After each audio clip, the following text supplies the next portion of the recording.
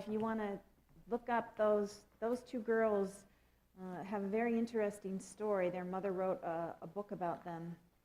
They discovered Sanskrit on their own. One of them felt the calling, looked up her parents' books, and started teaching herself Sanskrit, which is it's a fairly difficult language to learn, and taught her sister. And so it's a really great story. But for me,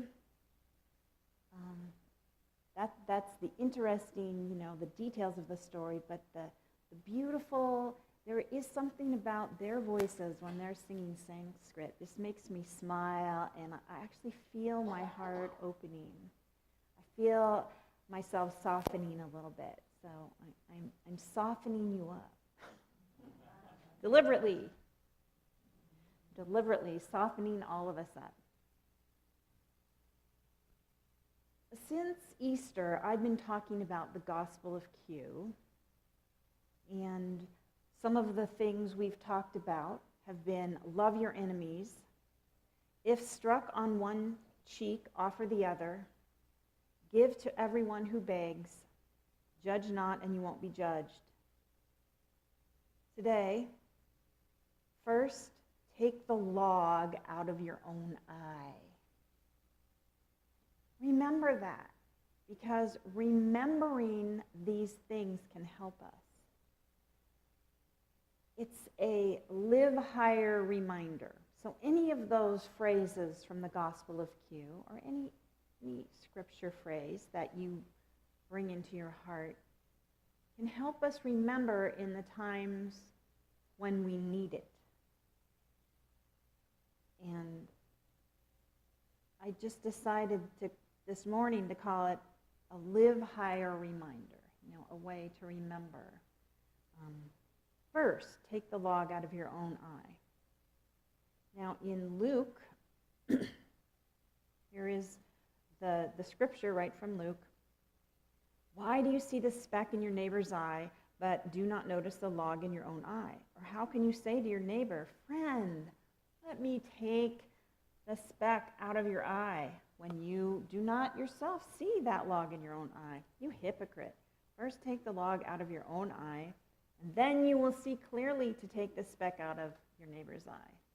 Not only, we know this, it's way easier to see the speck in our neighbor's eye. It just shows up better, even when we have that big old log. Right? You practically don't even have to interpret this, right? Now, I wanted to read also from the Gospel of Thomas. But a little background on that. The Nag Hammadi Library was a collection of 13 ancient books containing over 50 texts, and it was discovered in Upper Egypt in 1945. And this was an immensely important discovery because it included some primary Gnostic Gospels, texts that were once thought to have been entirely destroyed, and also this Gospel of Thomas.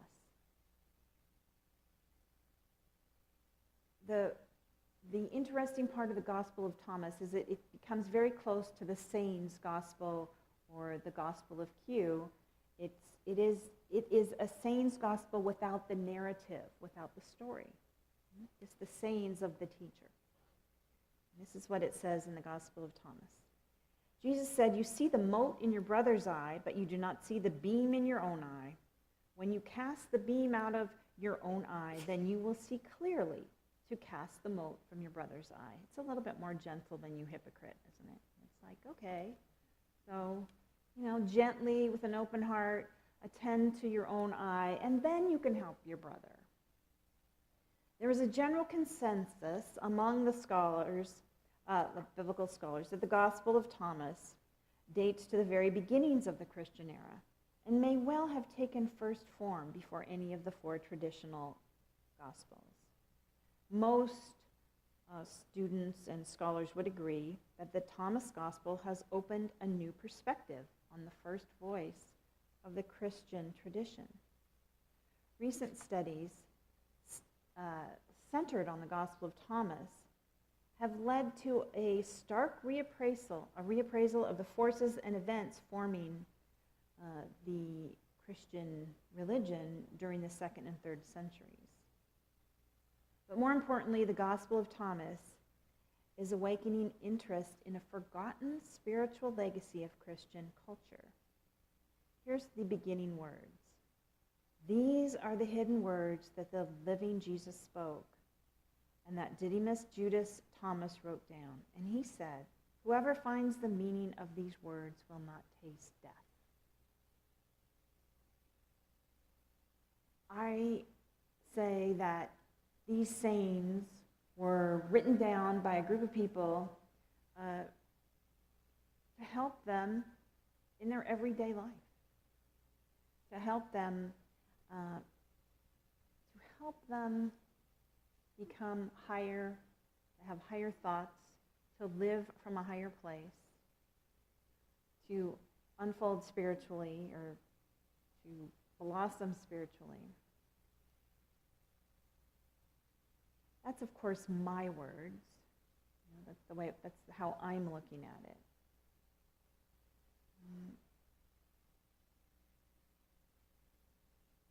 A lot of people give us a lot of advice to live. I don't know about you, but my friends, even on Facebook, say they say great things to help me live a good life, and internet, and there's so many books with beautiful phrases. And it is good to have a few of these in our minds. It's really a good idea to make a list or have some teachings in your heart that help you when occasions arise, when your ego may be involved. It helps us to take a different path. Mark Twain said, comparison is the death of joy. Can you relate to that? Comparison is the death of joy. Peter Santos said, judgment is one of the ego's tools to foster separation through comparison.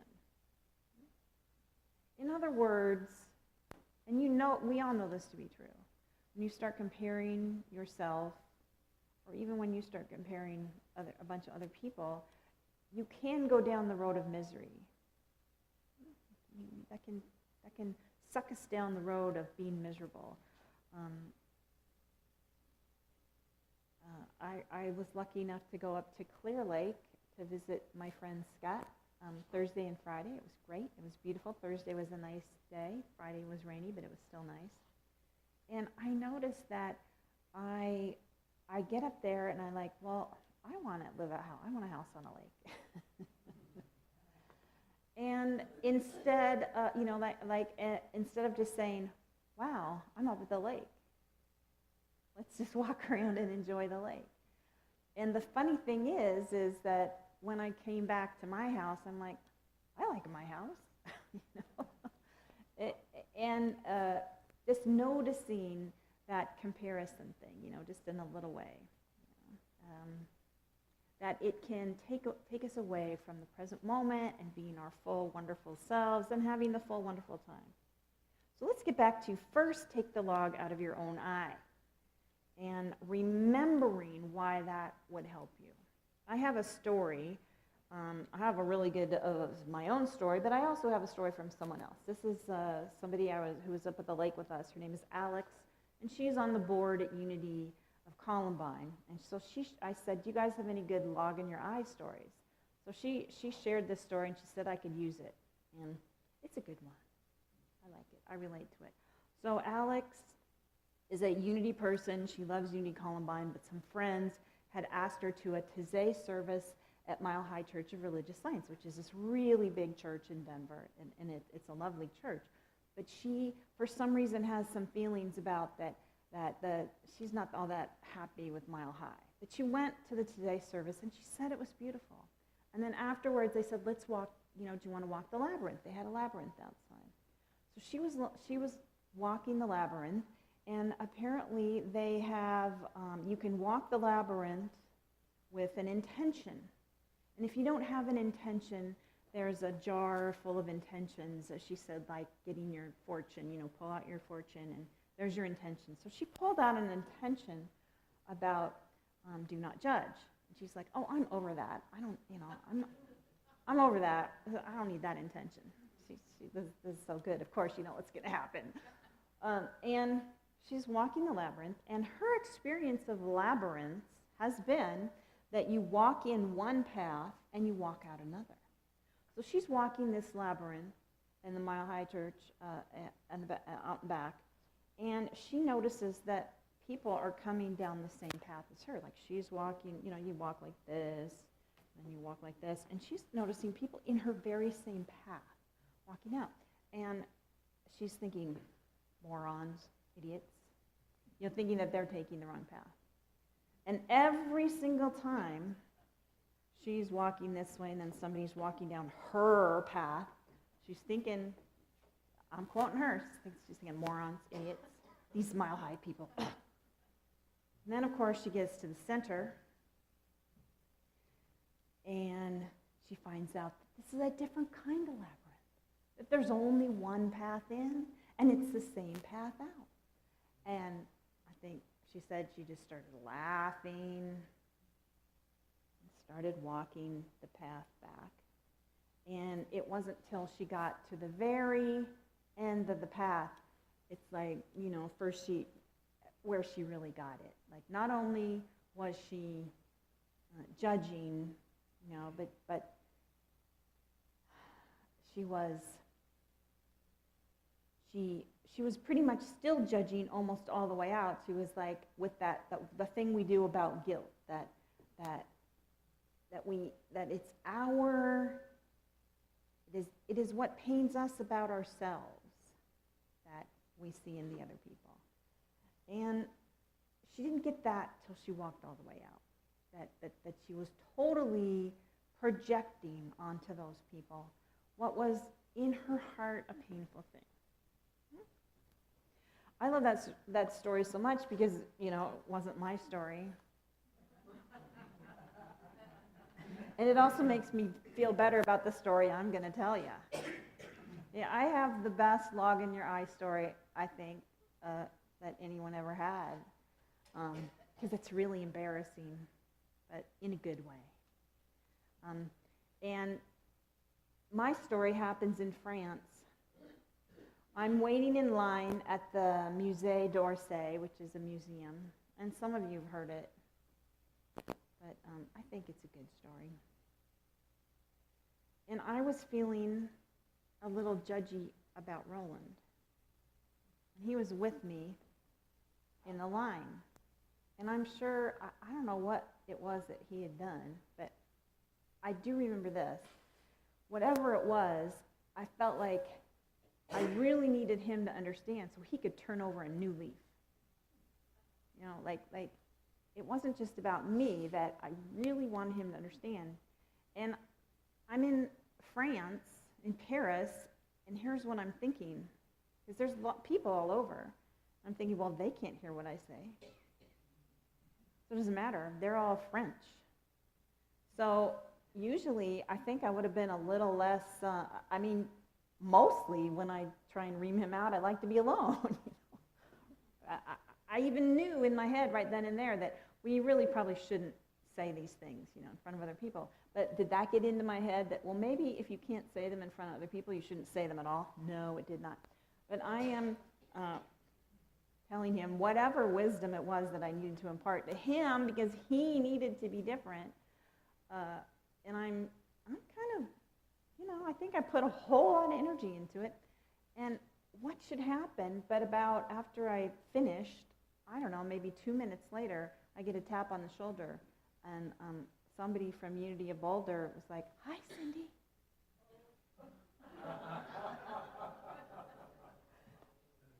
Talk about getting it. It was like, oh. I wanted to run away and hide. And I didn't. I just thought, wow, there's your lesson for the day. And we ended up going to the museum together and having lunch and having a good time. For some reason at that time, I don't know why, but I wasn't able to say, wow, did you hear me read Roland the Right Act? I'm really embarrassed about it, but I just pretended it didn't happen. I think So nowadays I would have been able to say, wow, talk about a log in your own eye. I actually do enjoy that story because the thing I enjoy about it the most is because of the French part, that I thought I could get away with something, even though I knew better. And it's like, to me it points out, we really kind of do know, don't we? Especially when we've been working on our spiritual stuff, we know better because we have a little interior warning that tells us. And if I had been going over the Gospel of Q and reminding myself, like maybe every week, that first get the log out of your own eye. If I'd been working with that, I probably would not have been lambasting my husband with whatever he needed to change.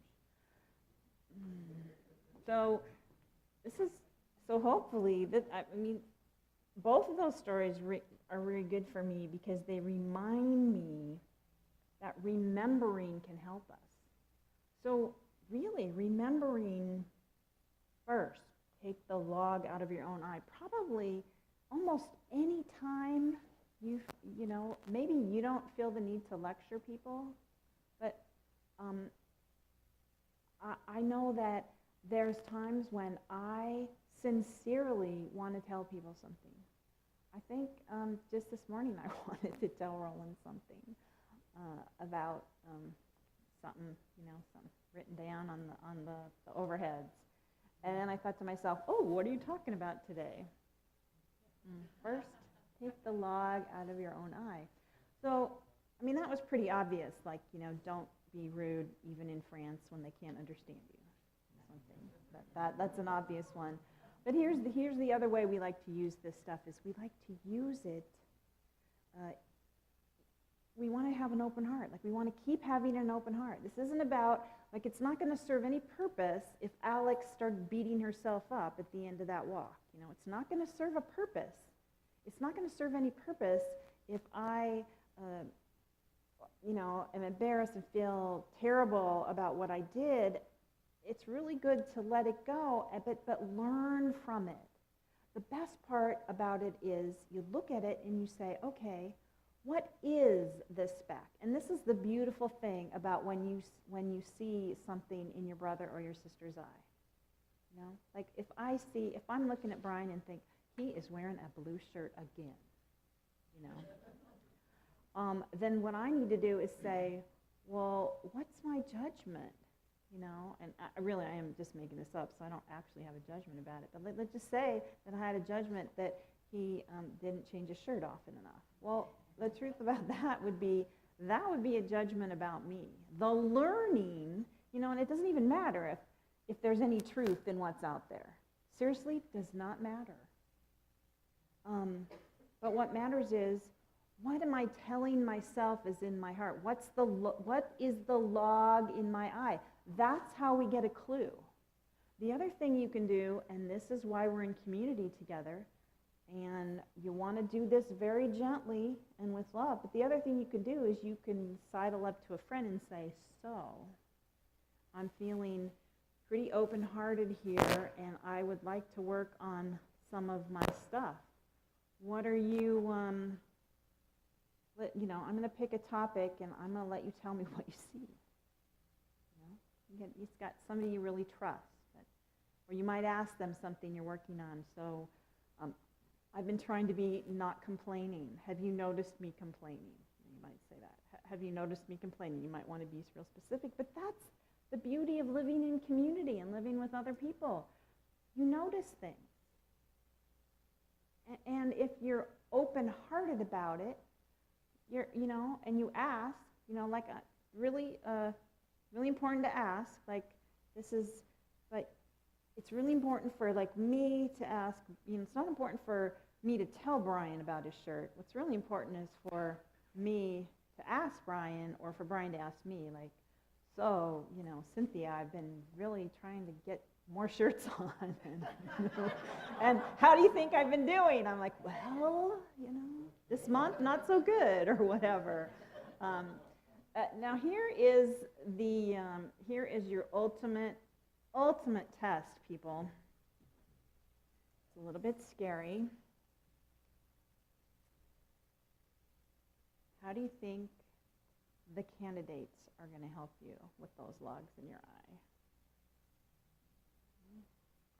So can we look at, I mean, there's such a, I'm pretty sure that given all the candidates, you're going to have some kind of judgment about one or the other of them, right? How scary is that going to be to look at the candidate you have the most judgment about and say, you know, be judgy and then find what it is you need to work on in yourself. You need to work on, you know, your open-heartedness in any way, shape, or form. Like, I'm not even going to list things, but that's high work. That is a way for us all to use, first take the log out of your own eye in a way that would probably make some of our discussions a little more fun, you know, so the political discussions. It might be more fun if I say, well, candidate A is stupid, but I'm going to look at where I think I'm stupid, you know, or how I think I need to heal what I'm holding on to about that, you know, what I'm holding on to about that. So I trust that we will all be able to do that.